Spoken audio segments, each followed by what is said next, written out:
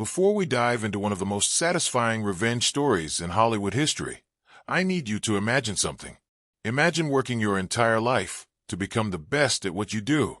And then one day, some executive in a fancy suit tells you you're too old, too worn out, too past your prime to do the thing you love most. That's exactly what happened to one of the greatest actors and directors in cinema history. And what he did next didn't just prove them wrong. It absolutely destroyed them. Make sure you stick around because this story gets more incredible with every twist and turn, and the ending is so satisfying you'll want to watch it twice. So let's talk about Clint Eastwood. Even if you're not super familiar with old movies, you've probably heard his name.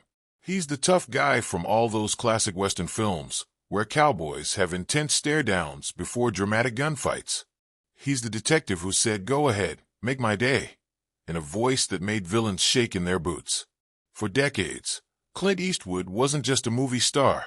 He was the movie star, the kind of actor whose name on a poster guaranteed millions of people would buy tickets. But here's the thing about Hollywood that most people don't understand. It's a business, and like any business, the people in charge often care more about money than loyalty, more about trends and talent, and more about what they think will work than about respecting the people who built the industry in the first place. And in Hollywood, there's this ugly, unspoken rule that once you hit a certain age, you're considered expired, like old milk that needs to be thrown away, no matter how talented you are or how much success you've had. By the mid-2000s, Clint Eastwood was in his mid-70s. He had already won Oscars, which are basically the biggest awards you can win in movies. He had directed masterpieces that critics loved and audiences adored. He had proven himself over and over again for more than 50 years. But to the young executives at the major studios, executives who wore expensive suits and thought they knew everything about making movies, even though most of them had never actually created anything artistic in their lives, Clint Eastwood was yesterday's news. These studio executives looked at spreadsheets and charts more than they looked at actual films. They obsessed over demographics, which means studying what age groups go to movies and what they like to watch.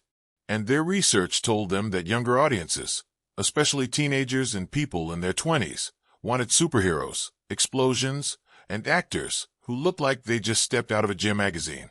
A 75-year-old man, no matter how legendary, didn't fit their formula for success. Don't go anywhere, because what happens next is where this story really begins. Clint Eastwood had discovered a script that absolutely captivated him. It was a story that dealt with heavy themes like racism, redemption, aging, and finding purpose in your final years. The main character was a Korean War veteran, a grumpy old man who had worked in a car factory his whole life, who didn't get along with his own family, and who lived in a neighborhood that was changing rapidly around him. The character was deeply flawed, filled with prejudices and anger, but through an unexpected friendship with a young Hmong teenager next door, he finds a path toward redemption and sacrifice. The script was called Gran Torino, named after a classic 1972 Ford Gran Torino that the main character treasures more than almost anything else in his life. Eastwood didn't just want to direct this film, he wanted to star in it. He knew this character understood him deeply and believed he could bring authenticity and emotional weight to the role that no younger actor could possibly capture. This wasn't a part for someone pretending to be old. This required someone who had actually lived through decades of change, who understood regret, who knew what it felt like to look back on your life and wonder if you'd made the right choices. So Eastwood took the script to the major studios, the big powerful companies that finance and distribute most of the movies you see in theaters. He went to Warner Brothers first, a studio he'd worked with for decades and made hundreds of millions of dollars for over the years.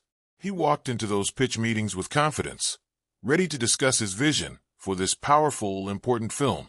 But the response he got was shocking and insulting. Stay with me, because what these executives said will make your blood boil. The studio executives barely looked at the script. Instead, they looked at Clint Eastwood, a man who had won 4 Oscars, directed dozens of successful films, and starred in some of the most iconic movies ever made. And they essentially told him he was too old to be a leading man anymore. One executive actually said, "Clint, you're 75 years old. Audiences don't want to see a 75-year-old action star. They want Chris Hemsworth. They want Chris Evans. They want young, muscular guys who can carry a franchise for 10 movies. Another executive suggested that if Eastwood really wanted to make this film, he should cast a younger actor in the lead role and just direct it himself. Let someone like Matt Damon or Christian Bale play the old man, they said, apparently not understanding that casting a 40-year-old actor to play a 70-something Korean War veteran made absolutely no sense and would destroy the authenticity of the entire story. The most insulting moment came when one particularly arrogant executive, a guy who was probably in his early 30s and had only been in the movie business for a few years, leaned back in his expensive leather chair and said, "Clint, your time has passed. The world has moved on. Maybe it's time for you to retire, enjoy your legacy, play some golf, and let the next generation handle things." Can you imagine telling one of the greatest filmmakers in history that he should just go play golf instead of making movies? It's like telling Picasso he's too old to paint, or telling a championship athlete they should quit just because they've had a few birthdays. Age doesn't erase talent, experience, or the ability to create meaningful art. Clint Eastwood sat there listening to these executives dismiss him, and according to people who were in those meetings, his jaw tightened and his eyes got that steely look he's famous for from all his movies. But he didn't yell, didn't argue, didn't try to convince them they were making a massive mistake. He simply stood up, collected his script, and walked out of that office. But here's where the story gets really good.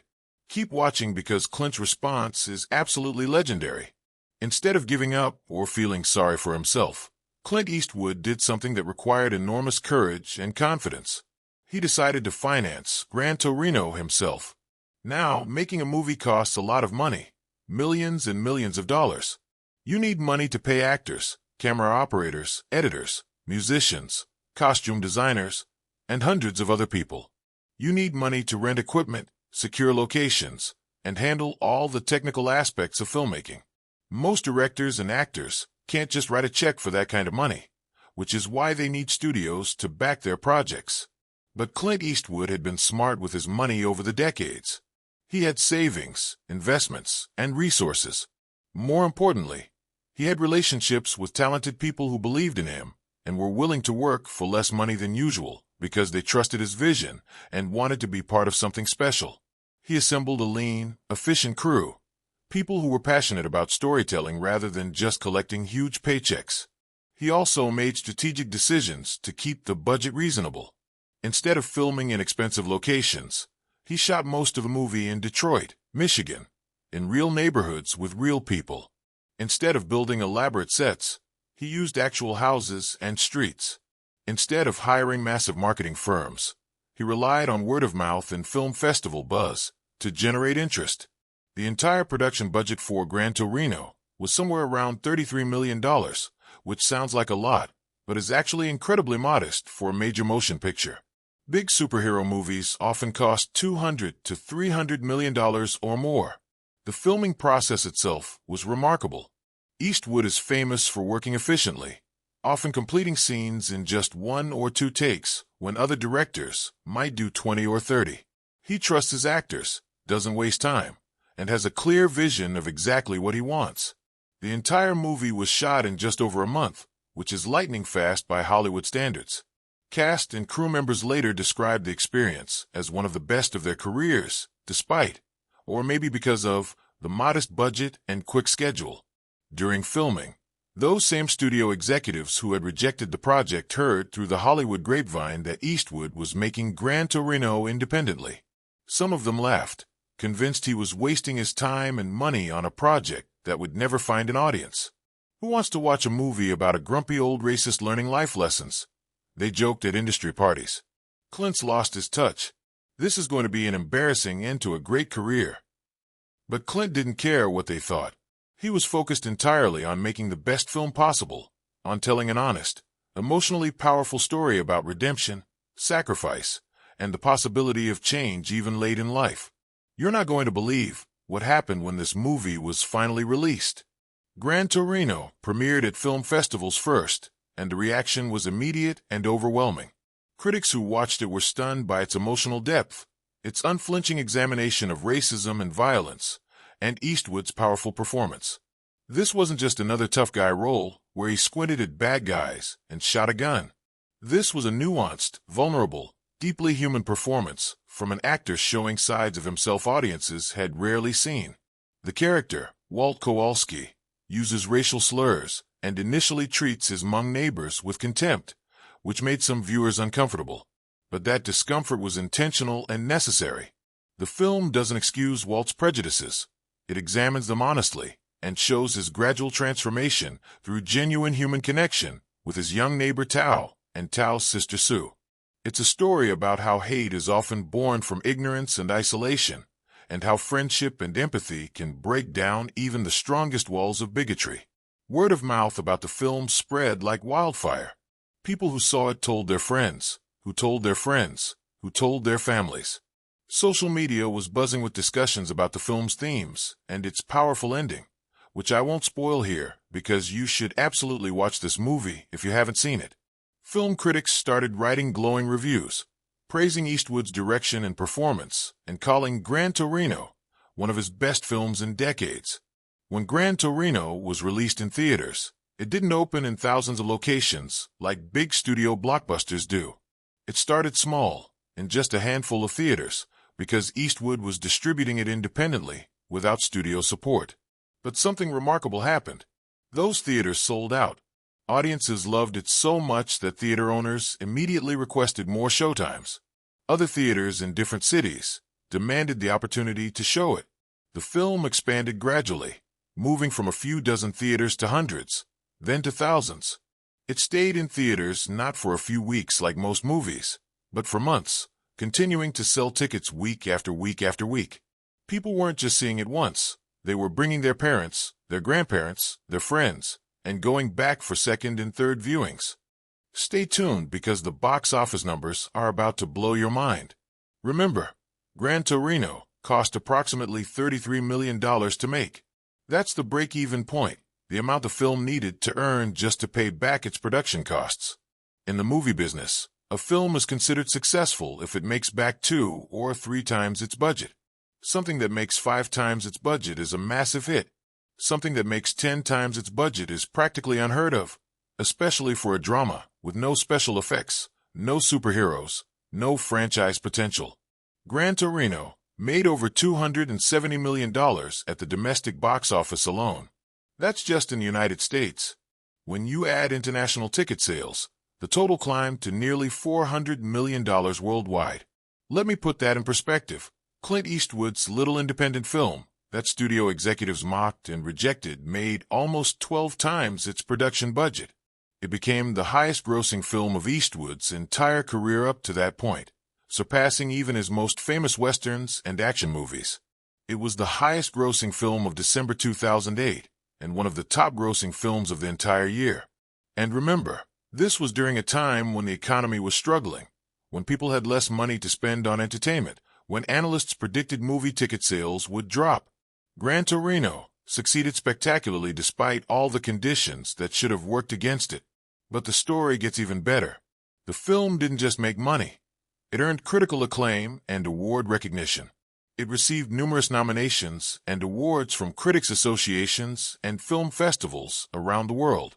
While it didn't receive Oscar nominations, which many people felt was a snub by the Academy, its commercial success and cultural impact spoke louder than any trophy could. More importantly, Gran Torino resonated deeply with audiences because it told a story that mattered, featuring a character and themes that reflected real human experiences. It didn't talk down to viewers or simplify complex issues. It trusted audiences to handle difficult subject matter and moral ambiguity, and audiences responded by making it one of the most successful films of the year. Now here's where the revenge part of this story gets truly delicious. Don't miss this because it's absolutely perfect. Remember Warner Brothers and those other major studios that rejected Gran Torino? Remember those executives who told Clint Eastwood he was too old, that audiences didn't want to see him, that he should retire and play golf? Well, they were watching the box office numbers, just like everyone else, and what they saw must have made them absolutely sick. See, when a studio finances and distributes a film, they get a significant percentage of the profits. Typically, The studio might take anywhere from 40 to 60% of the box office revenue, depending on the deal. If Warner Brothers had backed Gran Torino with a standard studio deal, they would have made somewhere between $150 to $200 million in profit from theatrical release alone, not even counting DVD sales, streaming rights, television broadcasts, and merchandise. Instead, because Clint Eastwood financed and distributed the film independently, he kept almost all of that profit himself, minus the relatively small costs of distribution and marketing. The studios that rejected him made $0 from one of the biggest commercial and critical successes of the year. They literally watched hundreds of millions of dollars go to the filmmaker they had dismissed as too old and irrelevant. But the financial loss was just the beginning of their problems. The success of Gran Torino became a case study in the film industry about how out of touch major studios had become. Business analysts, film school professors, and industry commentators wrote articles and gave lectures about how the studio's obsession with youth demographics and franchise potential had blinded them to a massive audience that still loved character-driven, meaningful storytelling. The film proved that older audiences, which studios had been ignoring for years in favor of chasing teenagers, actually represent a huge, loyal, paying demographic. People in their 40s, 50s, 60s, and beyond still go to movies, especially when those movies feature characters and stories they can relate to. Gran Torino demonstrated that you don't need superheroes, explosions, or a 25-year-old lead actor to make a wildly successful film. Keep watching because the impact of this rejection spread way beyond just one film. The executives who personally rejected Eastwood faced serious consequences. In Hollywood, nobody forgets a massive financial mistake. The executive who told Eastwood to retire and play golf. His career never recovered from being the guy who turned down a $400 million hit. Within 2 years, he was pushed out of his executive position, supposedly to pursue other opportunities, which is Hollywood code for, we're firing you, but letting you save face. Another executive who laughed at the project during meetings found himself sidelined, moved from greenlight authority, which means the power to approve which movies get made, to a much less influential consulting role. His judgment was permanently questioned. After all, if you missed Gran Torino, what else are you getting wrong? Warner Brothers specifically suffered additional damage. Their relationship with Clint Eastwood, which had been strong for decades and had produced numerous successful films, was damaged. While Eastwood eventually worked with them again, the balance of power in those negotiations had permanently shifted. He no longer needed them as much as they needed him, and everyone knew it. The studio's reputation took a hit throughout the industry. Talented filmmakers started questioning whether Warner Brothers understood quality filmmaking anymore, whether they could recognize a good script when they saw one. Other actors and directors began negotiating harder, knowing that the studio had proven itself capable of spectacularly bad judgment. But perhaps the most significant long-term impact was cultural. Gran Torino opened the door for other older actors and filmmakers to demand better roles and opportunities.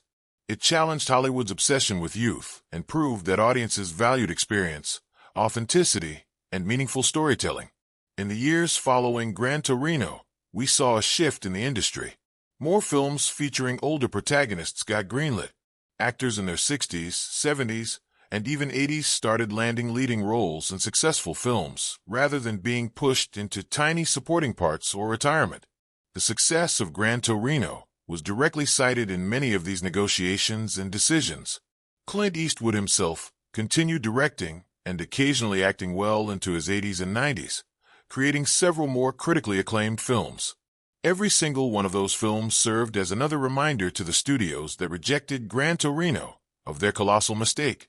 Every award Eastwood won, every successful film he made, every standing ovation he received was like rubbing salt in the wound of their terrible judgment. Now let's talk about the bankruptcy angle, because that's where this story reaches its ultimate satisfaction. Stay with me because this is incredible. While Warner Brothers itself didn't go completely bankrupt, it's a massive corporation with many revenue streams, several smaller production companies, and executive-led ventures that were involved in the rejection of Gran Torino absolutely did suffer financial devastation. These were companies and deals structured around the judgment of specific executives, and when those executives demonstrated such catastrophically bad decision-making, investors fled. One production company that had been specifically formed to develop commercial, youth-oriented content, and whose founding executive personally advised against Gran Torino, went bankrupt within 3 years. Investors pulled funding after the executive's judgment was proven so spectacularly wrong. The company had bet everything on formulas and demographics instead of quality and vision, and they paid the ultimate price. Another executive-led production deal worth over $100 million was canceled by the studio backing it after the Gran Torino debacle.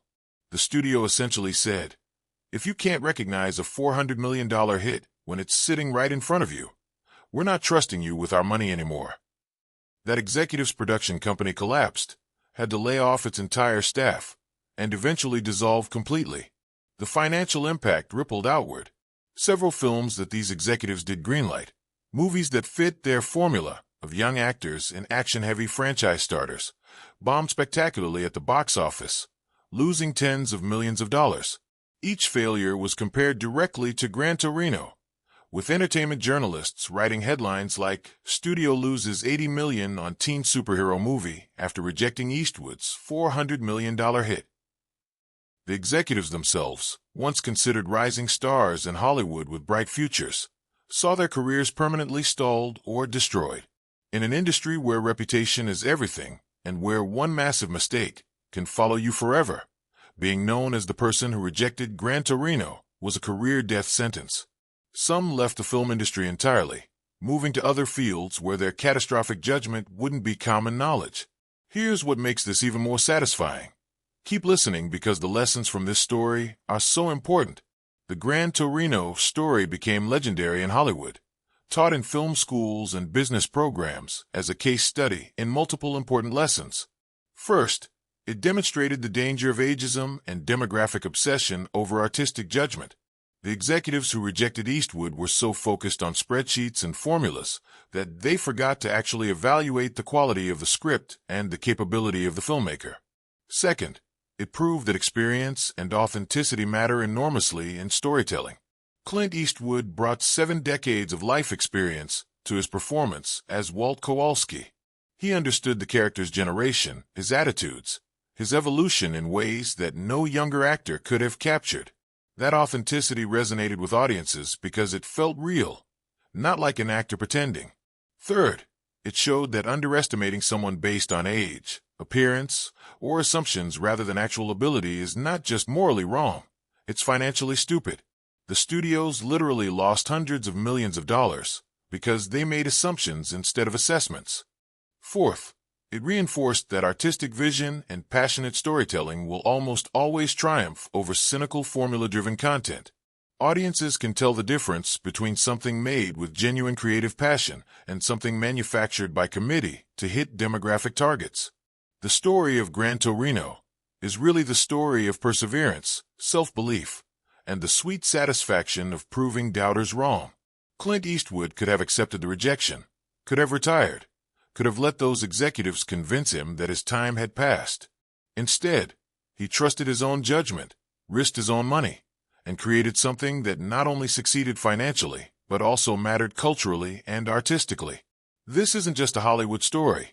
It's a life lesson applicable to anyone facing doubt, dismissal, or discrimination based on age, background, or others' limited expectations. How many times in your own life have people told you that you're too young to understand something, too old to try something new, too inexperienced to lead, or too different to succeed?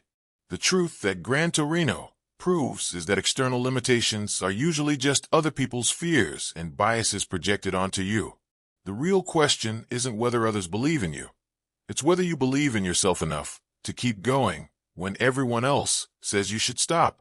Think about this in your own life. Whether you're a student facing doubts about your abilities, someone considering a career change later in life, or anyone who's been told they don't fit the expected mold for success. Clint Eastwood was 75 years old when he fought for Gran Torino. 75. An age when most people are fully retired, enjoying grandchildren, taking it easy. Instead, He risked millions of dollars and his reputation on a project everyone told him would fail. That's courage. That's vision. That's the kind of determination that changes industries and inspires generations. The executives who rejected him weren't evil people. They were just people trapped in conventional thinking. People who trusted systems and formulas over instinct and artistry. People who couldn't see past their own assumptions and biases. Their failure wasn't just about missing one successful film. It was about lacking the imagination to see possibilities beyond their narrow expectations. Here's another important aspect of this story. Don't go anywhere because this perspective matters. Clint Eastwood's success with Gran Torino wasn't just personal vindication. It opened doors for countless other filmmakers and actors who had been similarly dismissed. After Gran Torino, studios became slightly more willing to take chances on projects featuring older protagonists, on stories that didn't fit neat demographic categories, on films that prioritized substance over spectacle. We saw films like The Wrestler with Mickey Rourke, Crazy Heart with Jeff Bridges, and later films like Nebraska, The Irishman, and Nomadland get made. Films featuring older actors in complex leading roles. Films that might not have been greenlit before Gran Torino proved there was an audience for such stories. The film also reinforced the viability of independent filmmaking at a time when studios were increasingly risk-averse and focused on franchises and sequels. It showed that passionate filmmakers with vision could succeed outside the traditional studio system, inspiring a whole generation of independent filmmakers to believe their projects were possible even without major studio backing. Moreover, Gran Torino succeeded because it respected its audience. It didn't pander, didn't simplify, didn't try to please everyone. It told a specific, culturally nuanced story about complicated characters dealing with difficult issues. It trusted viewers to handle moral complexity, to think critically, to engage with challenging material. And audiences responded enthusiastically to being treated with that level of respect. Compare that to the executive's attitude, which essentially said, audiences are simple and predictable. They only want young, attractive people in escapist entertainment. They can't handle complexity or uncomfortable themes. The executives underestimated not just Clint Eastwood, but also the intelligence and depth of movie-going audiences. They were wrong on both counts, and it cost them dearly. The poetic justice of this situation is almost too perfect to be real, but it is real. Let me paint the full picture for you. Imagine being one of those executives, sitting in your expensive office, with your name on the door, feeling powerful and important because you control which movies get made and which don't. You look at a script brought to you by a living legend, someone who has proven his talent and box office draw for 50 years, and you arrogantly dismiss him as irrelevant and past his prime. Then imagine watching that same project, the one you rejected, become one of the biggest hits of the year. Imagine seeing entertainment news shows discussing it, critics praising it, audiences loving it. Imagine calculating in your head how much money your studio would have made if you'd said yes instead of no. Imagine your boss calling you into his office to ask why you passed on a $400 million hit. Imagine going to industry events and parties where everyone knows you're the executive who rejected Gran Torino. Imagine the whispers, the barely concealed smirks, the loss of respect from your peers. Imagine sitting in future pitch meetings, trying to make decisions, and constantly second-guessing yourself because you know you were catastrophically wrong before. That's what happened to these executives. Their professional humiliation was complete and public. And the beautiful irony is that their own ageism and arrogance created their downfall. If they had simply evaluated the project on its merits, looked at Eastwood's track record, read the script with an open mind, they would have recognized its potential. Instead, their biases blinded them. Meanwhile, Clint Eastwood got the last laugh, and it was a big one. Not only did he make hundreds of millions of dollars, not only did he create one of his most successful and beloved films, but he also proved a profound point about age, experience, and the value of trusting artistic vision over formulas and demographics. He showed the entire industry that mandatory retirement ages and assumptions about older people's capabilities are not just ethically wrong, they're financially foolish. He demonstrated that some stories require the depth and authenticity that only life experience can provide. And he proved that betting against talented, determined people, regardless of their age, is always a risky proposition. Let me bring this incredible story to a close with some final thoughts you absolutely need to hear. The story of Gran Torino is ultimately about more than just one film or one actor's triumph. It's about the danger of letting biases and assumptions override judgment. It's about the importance of evaluating people based on their capabilities and track record rather than superficial characteristics like age. It's about the courage to believe in yourself even when everyone with power and authority tells you you're wrong. It's also a reminder that industries, companies, and individuals who become too comfortable, too formulaic, too convinced of their own infallibility will eventually be proven wrong, often in spectacular and costly ways. The executives who rejected Gran Torino had become complacent, relying on market research and demographic data instead of artistic instinct and human understanding. Clint Eastwood, by contrast, never stopped trusting his own judgment, never stopped believing in the power of meaningful storytelling, never accepted someone else's limitation as his own reality. At 75 years old, when many people are slowing down and playing it safe, he took an enormous risk. And that risk paid off beyond anyone's expectations except his own. For anyone watching this who has ever been dismissed, underestimated, or told they're not good enough for any reason, whether it's your age, your background, your education, or simply because you don't fit someone else's narrow expectations, let the story of Gran Torino be your inspiration. Success isn't about fitting formulas or meeting others' limited expectations. It's about recognizing your own worth, trusting your vision, and having the courage to prove the doubters wrong. The executives who rejected Clint Eastwood probably thought they were making a safe, smart business decision based on market data and industry trends. Instead, they made one of the most expensive mistakes in Hollywood history, one that cost them hundreds of millions of dollars and permanently damaged their careers and reputations. Clint Eastwood, the man they called too old, made a film that earned nearly $400 million, touched millions of viewers worldwide, sparked important cultural conversations, and secured his legacy as not just a great actor, but also as one of the finest filmmakers of his generation. He did it without them, despite them, and in doing so, showed them and the entire industry exactly how wrong they were. That's not just a Hollywood success story. That's poetic justice at its absolute finest. That's the universe balancing the scales. That's proof that talent, determination, and authentic vision will triumph over arrogance, bias, and empty formulas every single time. If this incredible true story of how Clint Eastwood turned rejection into one of the most satisfying triumphs in Hollywood history inspired you, if it reminded you that age is just a number and that it's never too late to prove doubters wrong, if it showed you the sweet satisfaction that comes from believing in yourself when no one else will, then make sure you subscribe right now and hit that notification bell. We're bringing you more unbelievable true stories about underdogs who beat the odds, about legends who refuse to fade away, and about the moments when karma delivered justice in the most perfect, satisfying ways imaginable. Remember, your worth isn't determined by others' limited vision. It's determined by your own belief, effort, and refusal to accept their boundaries as your reality. Now go out there and create your own Gran Torino moment, whatever that means in your life. And when the doubters try to tell you you're too old, too young, too different, or too anything, just remember Clint Eastwood's steely-eyed stare and keep moving forward. The best revenge isn't getting angry. It's succeeding so spectacularly that your doubters have no choice but to watch in stunned silence as you prove them completely, utterly, and expensively wrong.